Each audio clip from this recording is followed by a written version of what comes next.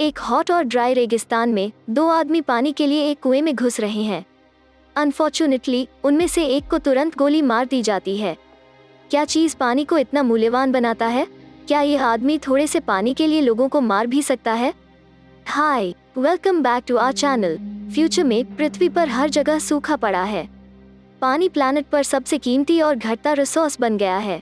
लोग पानी के लिए एक दूसरे को मार भी रहे हैं, जबकि हर कोई जितनी जल्दी हो सके शहर छोड़ रहा है। अर्नेस्ट के दो बच्चे हैं। उसके बेटे का नाम जेरोम और बेटी मैरी है। अर्नेस्ट का मानना कि जब तक सिंचाई होगी तब तक भूमि एक बार फिर बढ़ेगी। अर्नेस्ट और जेरोम के पास एक गधा है। इसमें वो दोनों उन लोगों के लिए सामान सप्लाई करते हैं जो लोग जमीन से बहुत गहराई से पानी निकालते हैं। दरअसल ये लोग गवर्नमेंट के लिए काम करते हैं। अर्नेस्ट उनसे सिंचाई के लिए पानी मांगता है, लेकिन वो मना कर देते हैं क्योंकि इसके लिए काफी सारा पानी चाहिए होगा और जिसके लिए बहुत सारे पैसे लगेंगे। अर्नेस्ट के पास ज्यादा पैसे नहीं है। पानी घर ले जाते समय रास्ते में गधे की टांगे टूट जाती हैं। अर्नेस्ट के पास इसे वही छोड़ने के अलावा कोई चारा नहीं है। पिता और बच्चे कुछ पैक्ड भोजन के साथ दोपहर का भोजन करते हैं।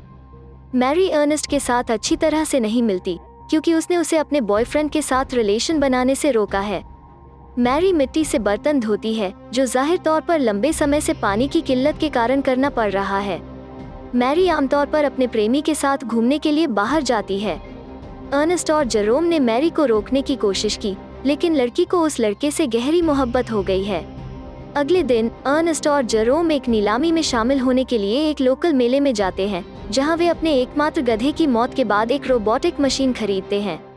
नीलामी के दौरान अर्नेस्ट फ्लेम की ब्रिड को पछाड़ देता है, जो मैरी का परेशान प्रेमी भी है। फ्लेम नीलामी नहीं जीतने पर चिढ़ जाता है। उसके बाद पिता और पुत्र मशीन को सिम कहते हैं। दोनों सिम को जेरोम की मां को दिखाने के लिए अस्पताल ले जाते हैं। एक दुर्घटना के बाद वो पैरालाइज्ड हो जाती है और एक स्पेशल फैसिलिटी में उसकी देखभाल की जा रही होती है। अर्नेस्ट अपनी और बच्चों की देखभाल के लिए कड़ी मेहनत कर रहा है। वापस घर जाते वक्त अर्नेस्ट एक वाटर स्टेशन से पानी पीने के लिए रुकता है। वो भिखारी परिवार रॉबी के लिए पानी भी खरीदता है जब वो उन्हें स्टेशन पर पानी की गुहार लगाते हुए देखता है। पत्नी अर्नेस्ट को बताती है कि रॉबी अपने बच्चे को बेचने का इरादा रखता है क्योंकि वे उसे पालने का खर्च नहीं उठा सकता। अर्नेस्ट रॉबी से कहता है कि अगर परिवार को पानी की जरूरत है तो वे उनके साथ आ सकते हैं, लेकिन वो बच्चे को ना बेचें। कई दिनों बाद फ्लेम सिम को उधार लेने की उम्मीद में अर्नेस्ट के पास बाइक में आता है। अर्नेस्ट फ्लेम को दृढ़ता से बताता है कि वो सिम को किराए पर ले सकता है या उधार पर भी ले सकता है, बशर्ते फ्लेम के पिता इसे लौटाने की गारंटी दे। अर्नेस्ट को फ्लेम पर कोई भरोसा या दिलचस्पी नहीं है और सिचुएशन और खराब हो जाती है। जब फ्लेम मैरी पर लाइन मारने की कोशिश करता है, अर्नेस्ट के इनकार के बाद फ्लेम पागल हो जाता है। डेली रूटीन के तौर पर अर्नेस्ट और जेरोम एक पानी के कुएं को खोजने के लिए एक गड्ढा खोदने की कोशिश करते हैं। जेरोम की कभी कोई गर्लफ्रेंड या दोस्त नहीं रही है क्योंकि उसे परिवार को संभालने के लिए अर्नेस्ट का सपोर्ट करना पड़ता है। अर्नेस्ट जेरोम को बताता है कि वो वास्तव में दोनों बच्चों में से मैरी के बारे में ज्यादा कंसर्न्ड है। पिता और पुत्र के बीच कुछ फेक फिकल फाइट्स होती हैं। घर जाते हुए दोनों फ्लेम को पीछे की ओर से निकलते हुए देखते हैं, यह जानते हुए कि फ्लेम अभी अभी उनके घर से मैरी से मिलकर लौट रहा है। बाद में अर्नेस्ट और मैरी का फिर से फ्लेम पर झगड़ा होता है। मैरी पूछती है कि अर्नेस्ट को खुश रहने के लिए उसे पनिश क्यों करना पड़ता है, जबकि अर्नेस्ट का मानना है कि वो बस उसे प्रोटेक्ट कर रहा है। मैरी अपना आपा खो देती है, अर्नेस्ट पर चिल्लाती है कि वो उससे नफरत करती है। वो कहती है फ्लेम उसका एकमात्र करीबी है। बाद में अर्नेस्ट मैरी को घर में बंद कर देता है। पिता खुद को हेल्पलेस पाता है और वो शराब पीने लगता है। एक सुबह अर्नेस्ट और जेरोम सिम को ढूंढते हैं। अर्नेस्ट तुरंत सिम की तलाश में दौड़ता है। उसे पूरा यकीन है कि जो फ्लेम है, क्योंकि वो अकेला है जो सिम को दूर ले जाने का प्रयास कर रहा है। फ्लेम के पिता से बात करने के बाद अर्नेस्ट कुओं के पास जाता है। फ्लेम की तलाश करते समय अर्नेस्ट के चेहरे पर चोट लगती है और वो बेहोश हो जाता है। जब अर्नेस्ट जागता है तो पता चलता है कि कुछ वाटरमैन सोचते हैं कि अर्नेस्ट चोर है और उनके पानी की सप्लाई चुराने की कोशिश कर रहा था। वो पुरुषों का विश्वास हासिल नहीं कर पाता। अर्नेस्ट को अब खुद का बचाव खुद ही करना होगा। वो लीडर से लड़ाई में जीत जाता है और लीडर का चाकू अपने साथ ले जाता है। अंत में अर्नेस्ट फ्लेम को सिम के साथ देखता है और पुरुषों का चोरी किया हुआ पानी भी उसी के पास मिलता है। अर्नेस्ट फ्लेम को सिम से बांधकर वाटरमैन को उनका पानी लौटाने के लिए वापस जाता है। आधे रास्ते में आराम करते समय फ्लेम ने अर्नेस्ट को शराब पीने के लिए मना लिया और उसने उसके परिवार के साथ जो कुछ भी किया उसके लिए माफी भी मांगी। जब अर्नेस्ट नशे में होता है, फ्लेम एक रॉक के साथ उस पर हमला करता है। अर्नेस्ट के सिर से बुरी तरह से खून बहता है। उसके मरने के बाद फ्लेम ऐसा कुछ करता है जिससे अर्नेस्ट को मारने का शक सिम यानी मशीन पर जाए। जब जेरोम अर्नेस्ट की तलाश करता है, जो कई दिनों से लापता है, तो वाटरमैन जेरोम को अर्नेस्ट की मौत के बारे में सूचित करते हैं। पिता की मौत से फैमिली सदमे में है। जेरोम अपने पिता को मारने के लिए सिम को नष्ट करने की कोशिश करता है, लेकिन फ्लेम उसे रोक देता है। बाद में फ्लेम जेरोम और मैरी के लिए एक भरोसेमंद सदस्य बन जाता है।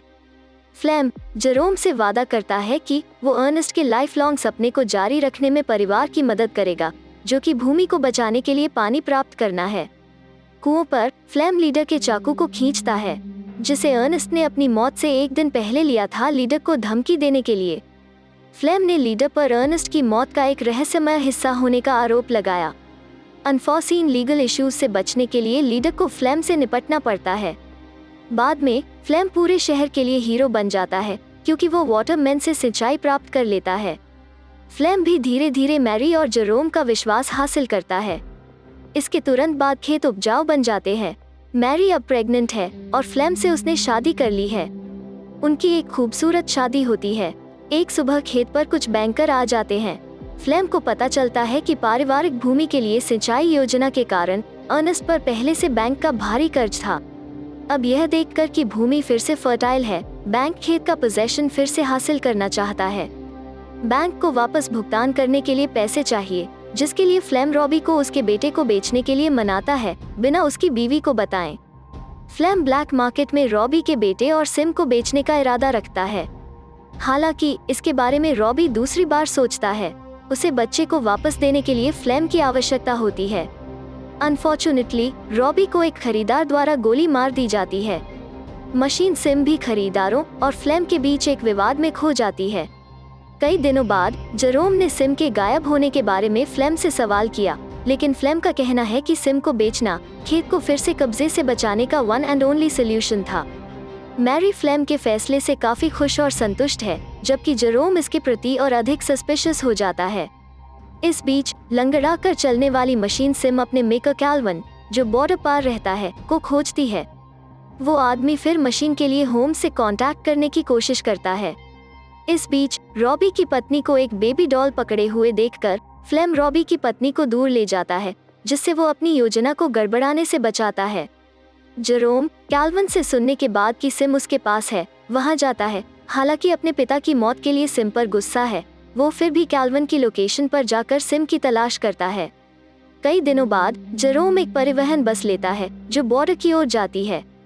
यह यहाँ के गरीब और आश्रय वाले लोगों से भरी हुई है। उन्हें सरकार के जल नियमों के खिलाफ लड़ने के लिए आतंकवादी माना जाता है। इसलिए जेरोम को साबित करना होगा कि वो उनमें से एक नहीं है। हालांकि जेरोम केवल 14.5 साल का है, जिसके बाद गार्ड ने शहर में उसकी एंट्री से इनकार कर दिया। एना की मदद के लिए धन्यवाद। एना वो लड़की है जो जेरोम की क्रश बन गई है। जेरोम चिकन ट्रक में सीमा पार कर सकता है। अंत में जेरोम कैल्विन से मिलता है। कैल्विन जेरोम को अपने कारखाने में ले जाता है, जहां सिम ठीक होता है। कैल्विन ने यह भी खुलासा किया कि मशीन में वास्तव में एक लेजर सेंसर है, जो एक ओपनिंग वीडियो रिकॉर्डर की तरह बिहेव करती है।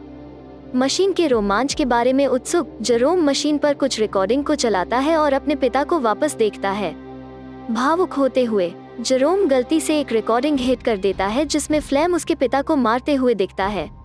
फ्लेम ने उसके पिता के साथ जो किया, उससे वो हैरान और क्रोधित है। घर पहुंचकर जेरोम के पास फ्लेम से बदला लेने का प्लान है। जेरोम फ्लेम से पूछता है कि कर्ज के लिए बेचे जाने के बाद सिम घर का रास्ता कैसे ढूंढ लेता है। फ्लेम फिर कुछ वेग एक्सप्लेनेशन देता है, जो जेरोम को और अधिक परेशान करता है। अगले दिन जेरोम अपने प्लान को आगे बढ़ाने से पहले अपनी मां को देखने के लिए अस्पताल पहुंचता है। उसके बाद जेरोम रॉबी के नाम का एक लेटर भेजकर फ्लेम को टेम्प्ट करता है। अगले दिन इस चिंता में कि रॉबी उसके डार्क प्लान्स के बारे में बता सकता है, फ्लेम रॉबी से मिलने जाता है। रॉबी की तलाश में रास्ते में फ्लेम एक गड्ढे में गिर जाता है और अपना पैर तुड़वा लेता है। फ्लेम मदद के लिए पुकारता है, लेकिन कोई नहीं आता है। इस समय जेरोम, जो गुप्त रूप से फ्लेम का पीछा कर रहा था, प्रकट होता है। वो तब फ्लेम पर अपने पिता की मृत्यु का आरोप लगाता है। यह जानकर कि जेरोम को सच्चाई पता चल गई है, फ्लेम जेरोम को समझाने की कोशिश करता है। वो जेरोम से विनती करता है कि वो उसे ना मारे, मैरी के होने वाले बच्चे की याद दिलाते हुए। हालांकि जेरोम को कोई दया नहीं आती है और ट्रिगर को फ्लेम के सिर पर खींच देता है। बाद में जेरोम ने अर्नेस्ट के साथ क्या हुआ और फ्लेम की मृत्यु को रहस्य रखने का फैसला किया, खासकर मैरी के लिए। बच्चे के स्वागत की तैयारी में बहन और भाई खेत में ही रहते हैं। वे अपनी माँ को उनकी देखभाल के लिए घर वापस लाने की भी योजना बना रहे हैं।